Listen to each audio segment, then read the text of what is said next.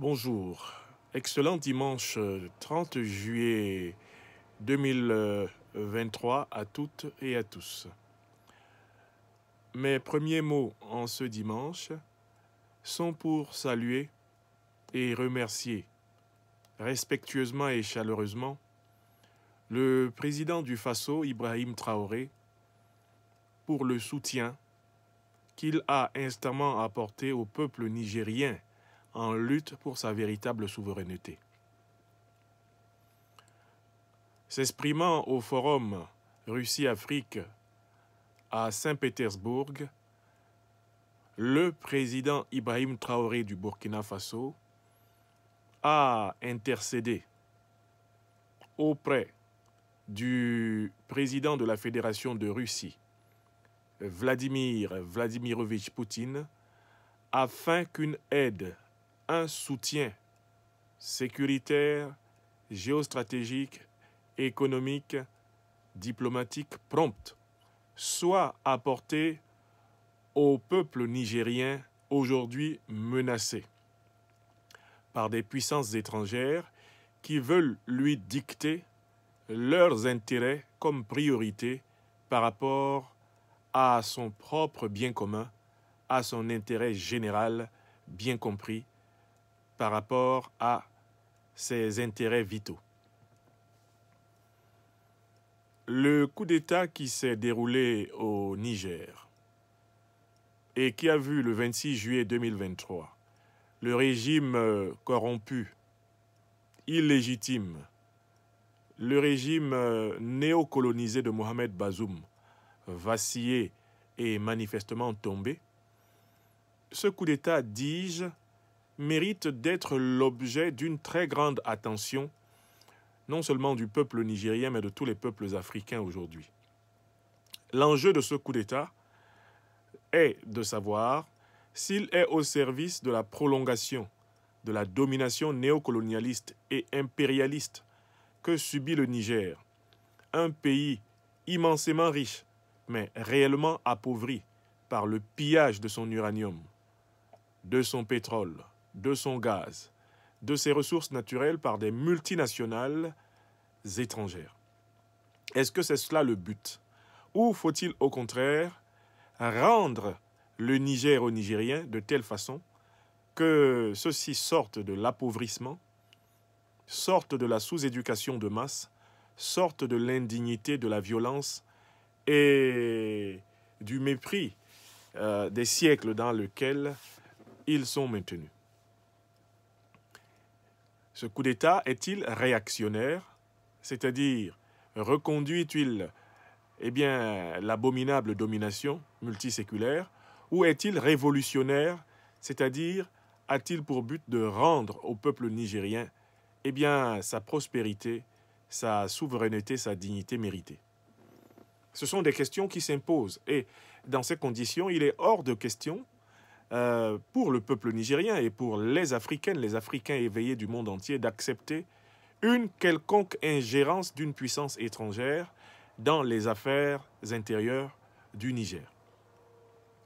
C'est le peuple nigérien et lui tout seul qui doit choisir qui mérite de le gouverner et sous quelle forme il a à être gouverné. En ma qualité de fils de l'Afrique, d'intellectuel politique, président de l'Institut de l'Afrique des libertés, j'apporte mon soutien ferme au peuple nigérien. Et je l'appelle à se mobiliser pour empêcher la moindre ingérence étrangère dans les affaires intérieures du Niger. Il appartient au peuple nigérien. Il appartient à toutes les forces vives du Niger, et donc notamment l'armée nigérienne, de mettre en place les mécanismes consensuels de gestion du pouvoir politique et notamment de répondre à la question majeure de la déstabilisation terroriste.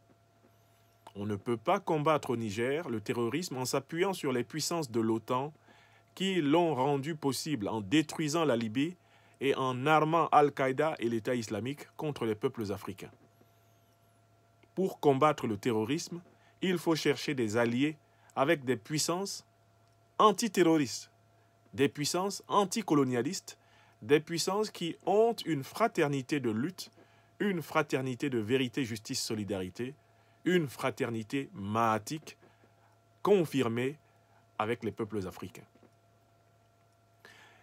Le président Ibrahim Traoré, en appelant la Fédération de Russie à aider de toute urgence la République du Niger, à aider le peuple nigérien, à aider l'armée nigérienne, a tout à fait conscience de la très périlleuse situation dans laquelle le Niger se trouve aujourd'hui.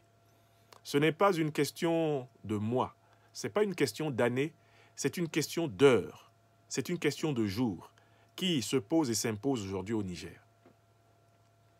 Il faut que le peuple nigérien sorte massivement et veille à ce que le processus révolutionnaire qui est en cours en son sein se concrétise par un changement politique en faveur de son bien commun, de son intérêt général. Il faut que les grandes puissances, sensibles à la lutte anticolonialiste, à la lutte anti-impérialiste des peuples africains depuis plusieurs décennies, il faut qu'elles agissent promptement, efficacement, pour empêcher les velléités d'agression colonialiste et impérialiste qui sont en train d'être affichées autour du Niger, à travers les satellites régionaux que sont la CEDEAO, l'Union africaine. Il faut et il suffit que toute l'Afrique, mobilisée comme un seul homme, se dresse contre ceux qui veulent, sous couvert de démocratie et droits de l'homme, continuer à piller l'or, le diamant, le manganèse, l'uranium, piller le lithium, piller le pétrole, le gaz, piller les richesses faramineuses de notre continent natal.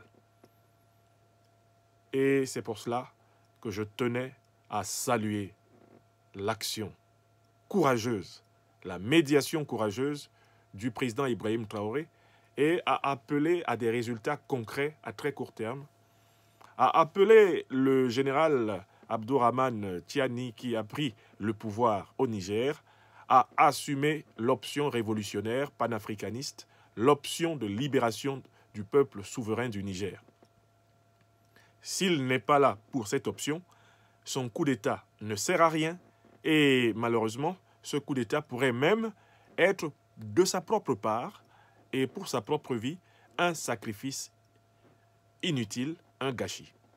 Qu'il s'engage fermement et résolument dans la révolution panafricaniste et qu'il serve les intérêts souverains du peuple nigérien. Merci à celles et ceux qui vont amplement partager ce message.